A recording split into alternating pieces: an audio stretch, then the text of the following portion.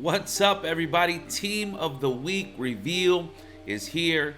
So we got some cool players. I want to go through some of the stats today, and then also I want to talk to you about a way you could potentially make coins through this Team of the Week. So check this out. First off, we got Jeremy Chin. This item was leaked yesterday.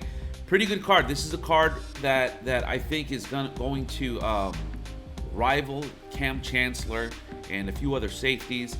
This card, pretty good, man. 92 overall. He comes in with 92 speed, 94 acceleration, 92 pursuit, which is very good. He has 85 man coverage, 83 zone coverage with 93 hit power. Now, what I like about this safety is, if you remember this card at the beginning of the season, he was a very good card. His 84 overall played really well, as a user at least, right? But this is a taller safety. I want to say he's probably about 6'3", which is going to be huge if you're going to use him as an in-box type safety. I don't necessarily think you're going to want to put him out there in coverage. His zone coverage is going to be kind of low, even with the +5 lockdown, but good for man coverage. You can easily get him up to a 90 man coverage. So Jeremy Chin is our player of the week. This is a card that a lot of people are going to be going after. I'm going to try him out. We're going to see.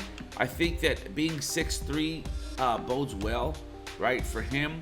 And then here are our masters. Oh, before I jump into that, yeah, EA is doing some, they're doing a title update, which I'm not a fan of, because we all know that whenever they do some sort of a title update, something breaks. But I was looking deeper into this, and I kind of like what this sounds like, specifically around the second bullet point, which says they're tuning to improve deep zone defenders' reaction to crossing routes from a single receiver side for highly rated defenders. This is going to be huge, because crossing routes are horrible in this game. Unless you're manually covering them, they will normally torch man coverage. But for those of us that play zone, or it sounds like if they have any type of a high rating, let's say they have 95 zone or 95 man, it sounds like they should have better reaction to the crossing routes. So if this pans out, this is going to be a huge W for the defense. Then they have a bunch of other title updates. We'll see if it even works. But back to Team of the Week, we have Willis McGahee. This card could be beastly on some theme teams, right? He looks a lot like the Josh Jacobs with 91 speed, 91 acceleration. Agility is kind of low, but 92 trucking with 92 break tackle. His change of direction is even low, right, at 88. But this card's going to be good for Broncos, Bills, and Ravens theme teams. So the Ravens theme team is already kind of overpowered, but add this card to the mix. That's their version of Bo Jackson. It's good to see Willis McGahee back in the game, but again, we're kind of getting to a place where you pretty much choose the running back you want to run with, right? So Willis McGahee is our old school offensive hero, and then we have DeMarcus Lawrence. Now, I kind of like this card. I really do, because if he gets a power up, which they normally do, he's gonna 90 speed off the edge with 90 block shed, 90 power move, and 90 finesse move. So he looks like a little bit better than Lawrence Taylor, right? Because Lawrence Taylor, I think, powered up gets to about 88 speed. But this card with Sprinter or with Brawler is going to get up to 92 speed coming off the edge. Now, I know it's a lot like Derek Thomas and it's a lot like Ricky Jackson, but the thing with those cards is they have 90 plus on 2 stats, not on all 3. This card is going to have 90 stats across block shed, power move, and finesse move, and then his strength is going to be 92 powered up. That's pretty good. I think strength really matters this year. So this is a card that you can really see on a lot of people's teams. And let's see how expensive he is. I know the market is kind of tanked right now, so I don't think these cards will be too expensive. They might be expensive early on, but I don't think they're going to be that expensive. And then our limited edition is Janorias Jenkins, 93 overall. Now, I'm a little, I don't, this card is good, but he looks like every other corner we've been getting. It almost seems like EA doesn't want to give us the next tier in speed. Janorias Jenkins, in my opinion, should be at least 92 speed. So 91 speed, he's not going to be the fastest guy out there, especially with the way the game is trending. You have a lot of receivers that are getting above 95 speed now. On theme teams, you're getting the 96, 97 speed. So it's going to be a good man-to-man, both zone. He hits both thresholds. Pretty good receiver.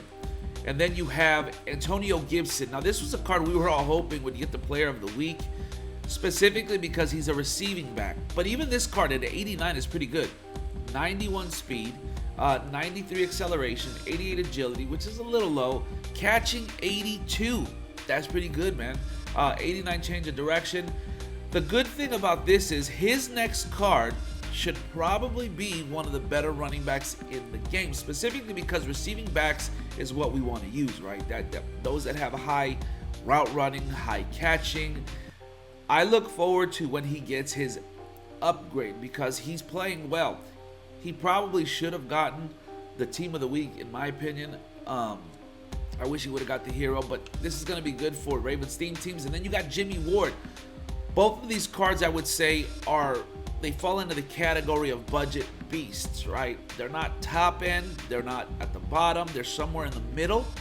But Jimmy Ward, 90 speed, not bad. I don't think he has a power up, but 90 speed on the Niners theme team is going to have 94 speed. He'll have a 91 acceleration, 89 play rec. That'll probably bump up with the theme team stats. 84 pursuit, which is really low, but 84 man coverage, 88 zone, and 87 power. So you could easily get this card to 90 zone. I don't think he has a power up, but he'll be able to get to 89 man coverage. So as far as a hybrid safety, it's setting up for this card to have a great card later. So for Niners theme team, it's going to be good for a backup, or if they just want to run, all Niners and not put another safety for the sake of chemistry. But this card looks decent. And then lastly, here are those that got their upgrades. So Deion Jones is our first one. Linebackers don't really matter this year, but if they ever tune things down and they tune it so that they can run better, change the direction or even the jumping, or give them good animations, this card is normally a card that most people like on their squads. But hey, Deion Jones got a +1. Jarvis Landry, he gets his +1. Not a card that a lot of people are going to run except for Browns theme teams. Now these two cards, Joey Bosa looks pretty good. His +1s include +1 to his already high finesse move. So now this is going to get to 99 finesse move easy, and then his power move higher. So it doesn't look like they gave him speed boost, but man, this is getting expensive. 5,800 training is crazy. But you're going to be able to get him to a 94, 96 with chemistries. And then the card that we were all hoping would get his +1 is this Tyreek Hill. Now, they didn't give him +1 to speed, which I don't see why. I guess I can see why, right? Like, why would you want 99 speed already heading into December? That would pretty much break the game. Well, we don't even have a 99 zone or 99 speed corner yet, but it does boost a lot of his other attributes up. Now, I looked at some of the abilities. I don't know that this is going to affect any of his abilities, right? So when we look at what abilities this would affect, I was hoping that maybe it would give him human joystick, but you already kind of get human joystick. Like, if you didn't know, grab and go is a lot like human joystick once he catches the ball. So that's a good, something to have right now. But when I look at what this gives him, doesn't really give him too much. So not even he can't even get Slot Apprentice yet. But I think, no, he doesn't even get, I don't think he'll get Route Tech. So that's the only benefit to it, if he gets a new ability, right? So I'm not sure what they're going to do here. and if it's going to be worth it, I think you got to kind of keep your eye on it, specifically because, man, look at how much this costs to upgrade him.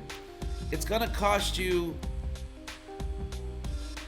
$7,900 training, which is absurd in my opinion. So listen, jump on early. I think that if you do these sets early, if you pull packs and you pull like an 89, that's going to lower your cost in getting these cards so that you can make the sets. Now, for a card like DeMarcus Lawrence, you're going to want to make it early and sell it early so that you can make a profit.